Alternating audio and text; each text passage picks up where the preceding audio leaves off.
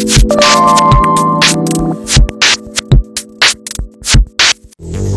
using the power of the sun to nuke viruses. We're making it artificially in the room, and that makes patients safer.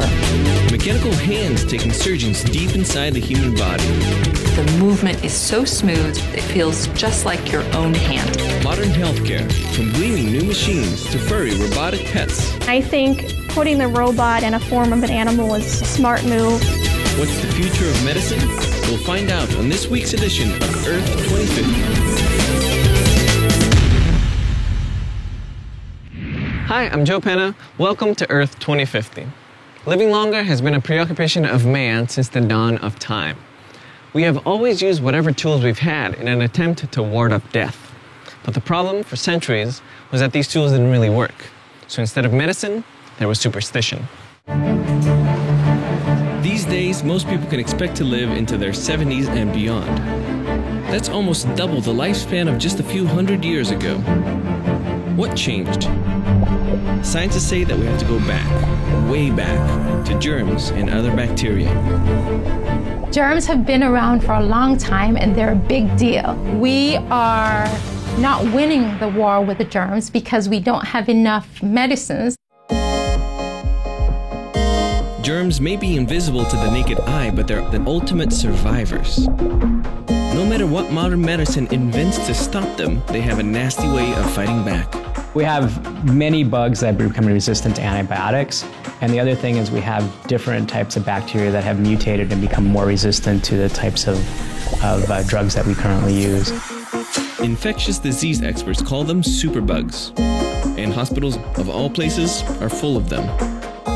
The hospital can be a potentially dangerous place for the young and for the elderly. And the reason is because when you come in here, you pick up certain bacteria that are within the environment. These bugs live in emergency rooms, they live in patient rooms, and they're not typically killed by the type of, typical disinfectant that would be done in a typical hospital room. Stronger germs need stronger weapons to fight them. And the latest one is this guy, the Xenex germ zapping robot. He's about 4 feet tall and is coming to hospitals around the world. We're always into new technology and how we're going to get better numbers to decrease our hospital-acquired infection. Xenex is different than more traditional ways of fighting germs because it uses the oldest and strongest power source available, the sun. Or, more accurately, the kind of ultraviolet light created by the sun. How are you killing these things? What we're doing is we're making UV light. So there's UV light that we know from suntans and skin cancer and wearing sunglasses. But there's a third type of UV called UVC. UVC light doesn't make it to the Earth. The ozone layer in our atmosphere stops it before it gets here. The Xenex robot is basically a mini sun. It's rolled into hospital rooms or operating rooms, any room. Once in place, it creates its own UVC light. What happens when you turn the robot on? Well, it raises up the bulb and it starts to pulse this bulb 1.5 times per second. And that bulb produces that very intense light for 5 minutes. The light cuts through the germ cell membranes and wipes out their DNA. When it's over, the germs are dead and the room is completely disinfected. It's a good technology. It really works. And it's much better than having a hospital staff or a hospital person try to go through and clean, the minute corners of a room. It's able to hit those areas that we probably would have missed cleaning with regular chemicals. Studies leave no doubt that the Xenex germ zapper works. Hospitals report a drop of more than 50% in their infection rates, which means this roly-poly futuristic machine is saving lives. If you think about it, we've been using the same disinfectants for over 100 years. We've been using mop water, we've been using these hand tools and bleach. When you use light, you can kill things that no one can see, but we know that they're dead. Soon, this robot could be deployed not only in hospitals, but in homes, hotels, even the vehicles used to go to space. And germs, a problem for mankind for millions and millions of years, have a new high-tech foe to contend with. We have to make sure that we take measures so that we can fight the germs rather than the germs fighting us. Coming Coming up on Earth 2050, how a zero-gravity device for space is helping people walk here on Earth. Once I learned how to trust the machine, then the machine became a part of me.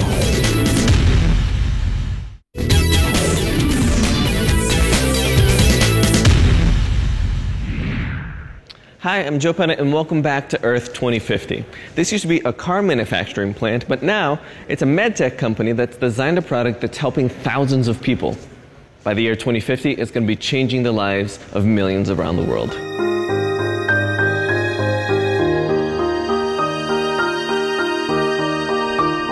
When Jason Geiser got married, he was not only committing to a future with his wife, he was living the future too. I'm kind of a technology geek, so I was pretty excited about being able to wear a robot to walk. 5 years before his wedding, Jason's life changed forever. I was involved in a motorcycle accident on a local mountain road. Myself and a car collided head-on, which resulted in my paralysis from the chest down.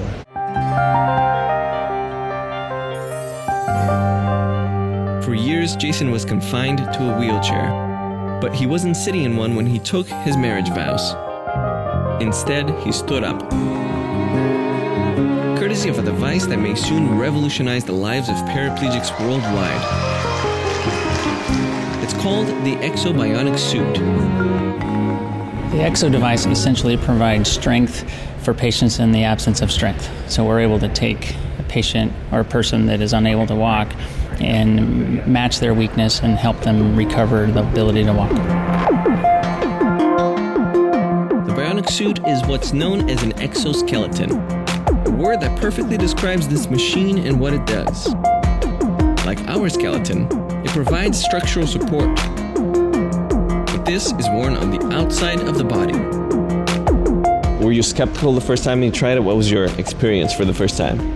Well, when I was first introduced to this company, a lot of things go rushing through your head. But once I learned how to trust the machine, then the machine became a part of me. Using the patient's muscle power is key. This machine isn't making them walk. It's only helping them by using their strength and balance. As the patient's weight shifts, sensors drive small motors in the exoskeleton's legs. With the exoskeletons, you can put them on and have little sensors, and you can push against those sensors that aren't in your body, and the exoskeleton will walk and you can lift extra weight.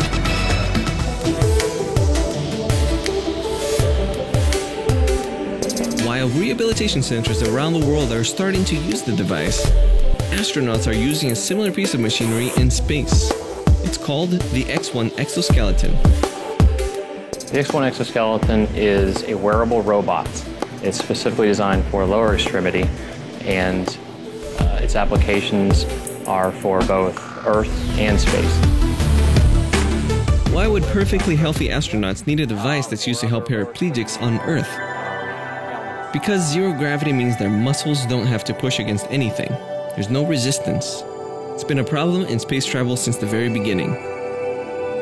Staying active in outer space is extremely important. The effects of microgravity on astronauts, even being up there for a couple of weeks at a time, are immense. If the astronauts aren't constantly doing exercise 2 to 3 hours per day, they will not be able to mitigate that. Even though they do a very different job in space than they do here on Earth, the exoskeletons are surprisingly similar in design. There is one big difference. On Earth, patients still need the aid of a therapist to make the exoskeleton work. But as technology improves, paraplegics may someday be able to walk by only using the exoskeleton. The company's long-term goal is to get to 1 million users, 1 million people that we've walked, and so we're marching towards that goal every year.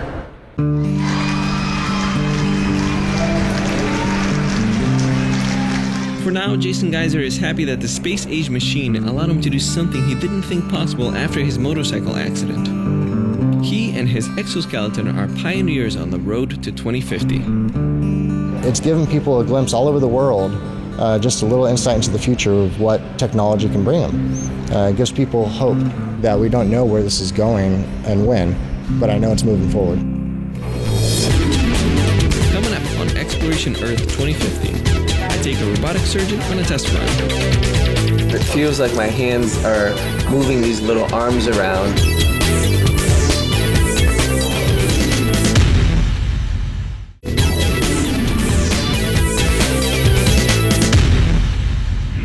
That might look like I'm playing video games, but I'm actually doing one of the exercises used to train surgeons in one of the biggest advances in medical history: robotic surgery.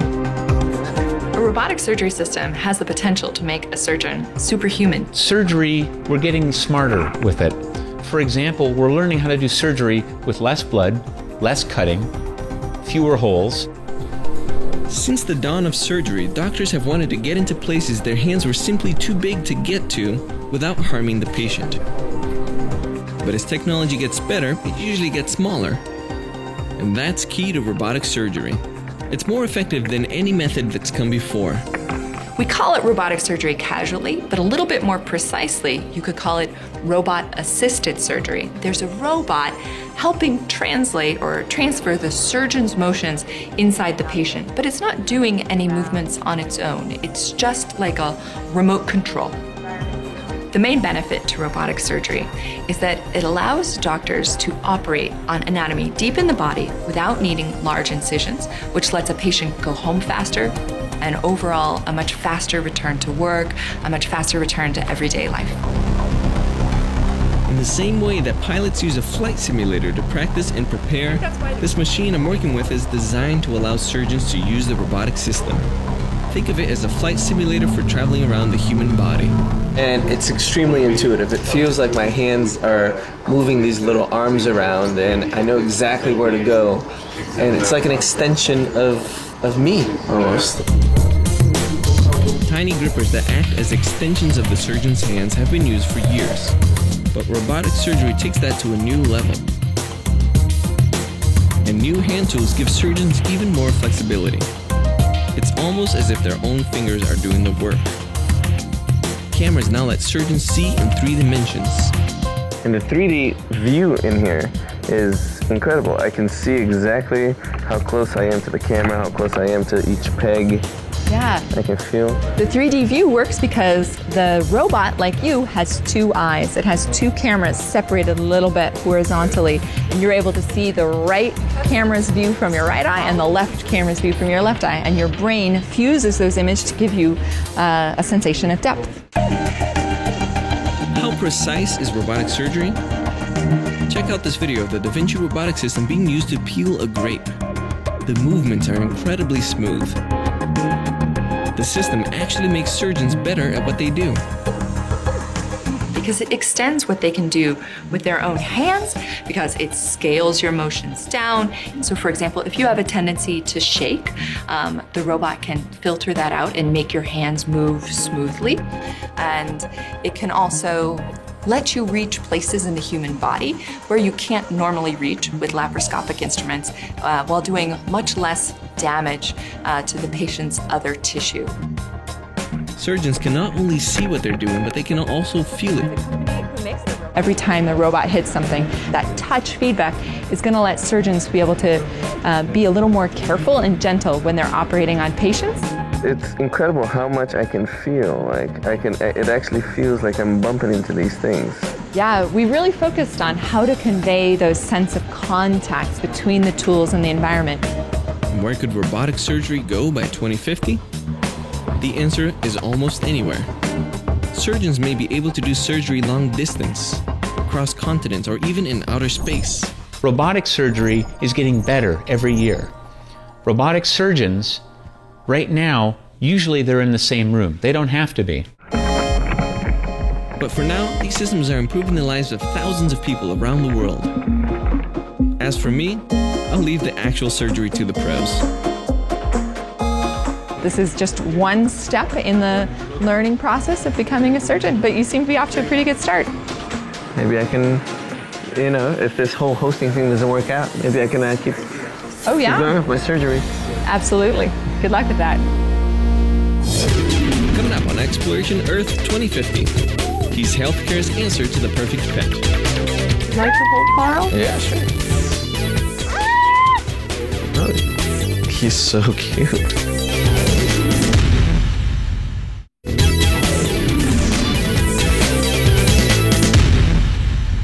I'm Joe Penn, and welcome back to Earth 2050. As we've seen, the meeting of man and machine is creating all sorts of robots and devices. One company has come up with a different kind of robot, an animal bot, and it's changing people's lives. His name is Charlie. I'm Mildred. He's so happy that you're petting him. Hey, Charlie. He looks like a real baby seal. He sounds like one. He feels like one. And almost acts like one too. But since he's created to help elderly people, particularly those suffering from Alzheimer's. Hey, Dottie. Oh, here's our buddy. It's a good thing that he's not a real animal. For the low-functioning residents, it's a very engaging stress reducer and just makes you feel good about yourself. It's like having your own pet. How does it reduce stress? Well, he's very comforting. It reminds you of a dog or a cat. And we know that petting animals helps lower blood pressure. Wake up, Charlie. Oh, there he is. Oh, look at his fin go. You want to pet him? He's a pet that's actually a robot. He's known as the Parobot, and he's designed specifically for human interaction. One of the features in 2050 of everyday living is that your pets are going to be filled with sensors. In 2050, it will be commonplace to have pets which are modified. We will be communicating with our pets, and our pets will be communicating with us much more than just cuddling and meowing and asking for food that way. Parobot was developed in Japan, which has the largest elderly population in the industrialized world. Japan is full of them. These guys are building robots that are helping people who need it the most. Japan is concerned about how they're going to have everyday health care needs met for this aging population, and one thing that they've chosen to embrace is the technology of robotics. There are more than 1,000 Parobots currently working in Japan. Worldwide, the number is growing every year. This facility in Pittsburgh has two, at a cost of $6,000 apiece. I never thought I'd be working with robots, but I have been trained to understand the therapeutic properties behind the robot. Pero, which is short for personal robot, is in the first wave of interactive robots. You interact with it. There are now robot co-workers, even robot art therapists, and robot security guards. Each is designed for a specific job, and Parobot is no exception. Okay. It may look like a stuffed animal, but this machine, which costs $15 million to develop, is no toy. It's an officially designated medical device. I think putting the robot in a form of an animal is a smart move, especially for dementia care, because a lot of them love animals or they've had a pet, so you have that reminder. Pet therapy has been around for years. But for people with dementia, a real pet is simply too much to handle. Unlike a real pet, Parobot doesn't need to be fed, taken for a walk, or cleaned up after. All it needs is a recharge at the end of the day. A robot may seem like a strange avenue to try to work with the lower functioning residents in particular, but you have to do whatever you can to try to reach inside them, and the robot helps me do that.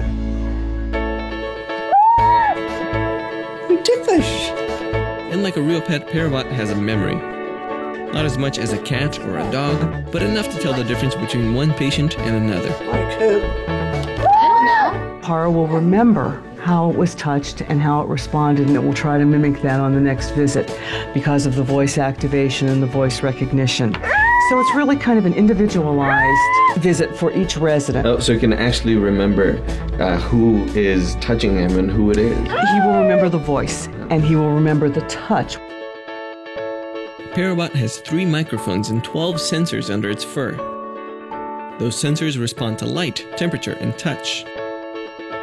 It's a very sophisticated system of computerization, and then, of course, the sensors, which run all up and down the body. Designers describe Parobot as having all the benefits of traditional pet therapy with none of the downsides. I'm gonna go sleep. But not everybody agrees. Some saying that using a machine to provide emotional support to people is wrong. There's going to be a lot of adjusting socially and mentally and emotionally as we learn how to interact with robots.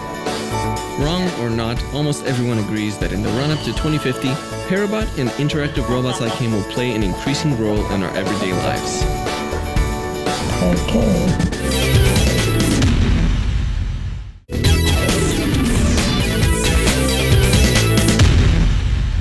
Hi, I'm Joe Penna, and welcome back to Earth 2050. From infants to senior citizens, medicine is the area where futuristic advancements will have the most immediate impact on our lives in the coming decades. The emphasis is more on prevention, because diseases are a problem to be solved. In some cases, you can wipe them out. In some cases, as we get older, you can just delay them. Right now, it's not just stopping death, it's creating wellness. The average lifespan of somebody born in 2050, if we've done everything right and the world is a relatively equal place, the average lifespan of someone born in 2050 will be about 120 years old. We will be able to sustain a body beyond a person having to move around. They'll still be able to use their brain and talk to the world for at least 100 years or so. One reason people will live longer is that future technology is being used not only to treat disease, but to keep it from striking us in the first place. Right now, nobody walks around and rewards dentists for the cavities nobody has. We don't recognize enough the value of prevention. So, as a community, as a health system, we're learning the value of preventing the situations that cause the need for surgery in the first place. And living longer will hopefully be living better. While medical robots are designed to make our lives longer, there are a host of other devices that will make our lives more creative and comfortable as well. We'll explore that in a future episode. For now, I'm Joe Penna, and thanks for watching. We'll see you next time on Exploration Earth 2050.